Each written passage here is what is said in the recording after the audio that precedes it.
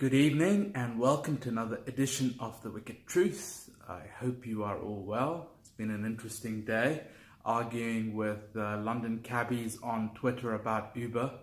They really do not like Uber, I can tell you that. And it made me think about how much the world is changing and the effects it has on people. Now, I like using Uber services, but I really do feel for all the taxi drivers in London who are being, whose whole lives are being challenged by Uber, and they come up with, some of the strangest excuses. They come up with a lot of excuses for why Uber should be banned, and I think a lot of the time, truthfully, they can't see that maybe the reasons that they're giving are not that great. And I'm not so sure I want to get into what these issues are, or maybe we will. Well, let's have a look. So the book is not one continuous long story. It's split into, let's have a look. It's split into 8 chapters, and I think you can read almost all 8 chapters independently and as slowly as you like, which is kind of what I've done. I've had this book for a while and I've just been reading them a chapter at a time, taking a break, reading other stuff, and reading another chapter. And I kind of like that feature about this book. So each of the chapters, I don't know if you can see it any there. The first one, as you can have a look, is, or maybe you can't have a look, so let me just tell you from here. The first one's about transhumanism, and he follows a guy called Zoltan Istvan. That's another thing I wanted to tell you. Many of the ideas in this book, I'm actually a little bit of an expert on, and I've actually either dabbled in the ideas or have direct experience. Which ones, I'm not going to tell you, but I do, which makes me quite a good reviewer of this book. Because most of the ideas that came in here, although there was 1 or 2 new ones, most of the ideas that came, I already have experience with. So I had a good judgment on how accurate or how deeply Jamie had actually understood some of the subjects. So let's start with the first one.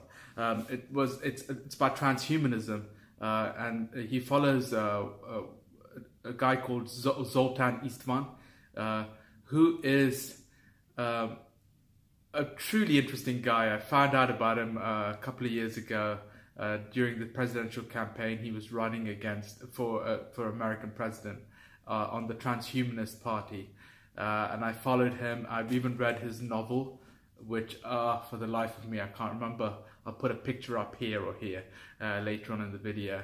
It's actually a worthwhile novel to read. It's very, it's melodramatic. It's larger than life. Possibly something like, even though I haven't read, possibly something like Atlas Shrugged at the Fountainhead. About this pioneering spirit who wants to change the world through transhumanism. So you might want to read that book. Anyway, he follows Zoltan around, and it's actually quite an interesting story. Although I think Jamie kind of misses some important parts of the philosophy of transhumanism, and he kind of just stays at the surface of the story, but it's still interesting. The second one is called the second chapter is called Fortress Europe, which I believe is the chapter about Tommy Robinson. Tommy's an interesting guy who I've been following for a while, and I read Tommy's book Enemy of the State, and again I think Jamie kind of misses the opportunity. He's right in the heart with a very interesting guy who's leading one of the most controversial movements in the world right now, at least in Europe and in the UK right now, and kind of misses the crux in this book. But I wouldn't worry too much about the deficiencies in the book.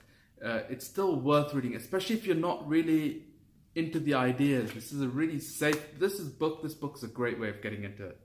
The next chapter is called The Trip Report, which is about psychedelics, and I don't want to give away too much, but you can tell that Jamie isn't buying it all, and I don't want to give it away, actually. You want to read this chapter alone. And again, Jamie, I wish you'd got deeper into the subject. There's so much to be mined down here. And I think you kind of missed the boat. But again, a good chapter, a good read. You're going to enjoy it. It's got Timothy. It starts off with Timothy Leary. If you haven't heard of who Timothy Leary is, then perhaps you want to start here and then get into it. The next chapter is called Prevent. It's about the UK's government's attempt of preventing terrorism using this program called Prevent, which in my opinion is an utter failure. And I think Jamie covers it quite well.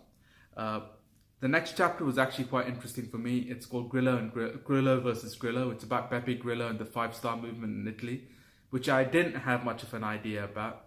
And it's nice that, someone like Jamie's entrepreneurial enough, investigative tech journalist, getting out there in Italy and giving us his view and giving us a different view of what's actually happening in a very important country in Europe. So you might be interested in that subject. I'll get into that. The next chapter, The Temple of Doom, is about a free love commune somewhere out it's called Tamera, out in Portugal. I found this to be the weakest chapter, at least for me. It had the least interest. But, a lot of you guys out there and you gals, if you're into free love, perhaps you're going to visit Tamera and you can tell me about it in the comments. All right. Then he goes into the activist paradox, which is about all the green activism going on. Especially there's a movement called End Coal Now, where Jamie joins them and he invades a coal mine somewhere in Wales. And there's a lot of it's a great story about how the people he meets going to Wales, about trying to stop climate change. And this is the only chapter, I believe, Jamie is kind of aligned with the activists and he really sympathizes with them because he thinks the global warming is going to destroy the world and the oceans are going to rise and maybe sometimes we need radicalism. And he asked that question here, and I kind of got the feeling that he believed it. He believed, that maybe activism is really important sometimes, and maybe it is. But that's an interesting chapter.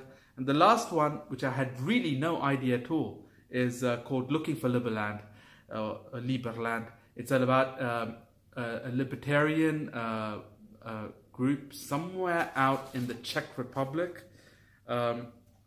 And they've actually tried to start their own country. And I never knew there was anyone out there trying to start their own country in an area called the Gornja Stiga. I hope I'm pronouncing it in Croatia. Sorry, did I say the Czech Republic? Maybe I'm right. And in Serbia and Croatia, sorry, not the Czech Republic, dunce that I am.